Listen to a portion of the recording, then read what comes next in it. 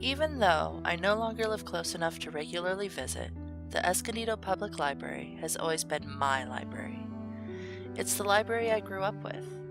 Most importantly, it's the library that made me love libraries. The Escondido Public Library is a large building with 2 floors. The bottom floor is home to the adult collections, and the second floor has a large children's library and multiple meeting rooms. When I was 10, I began volunteering at the library in the summer. When I was about 13, Candace, the indomitable children's librarian, said to me, "I think you should volunteer at our haunted library this Halloween. It's fun, and I think you'd do a good job."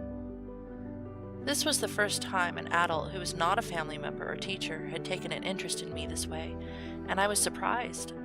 For her, I agreed to volunteer as a storybook character actor. For the haunted library, one of the meeting rooms was turned into a maze with room dividers covered in black cloth. Throughout the maze, there were nooks for the character actors, who would tell condensed versions of their stories and hand out candy to the kids.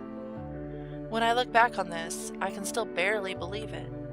I was a quiet, apathetic, introverted teenager doing my best to portray my storybook character to large groups of children and their parents as they roamed the maze. All because the librarian had said she thought I should. And I loved it.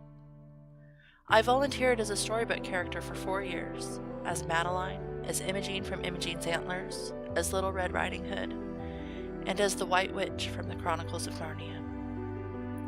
I don't think Candace ever knew how much her simple suggestion meant to me, but to me, her suggestion changed my perspective on libraries.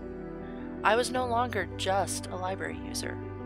I had been invited in, given a role, and as a result, I developed a sense of ownership and responsibility for that library, my library.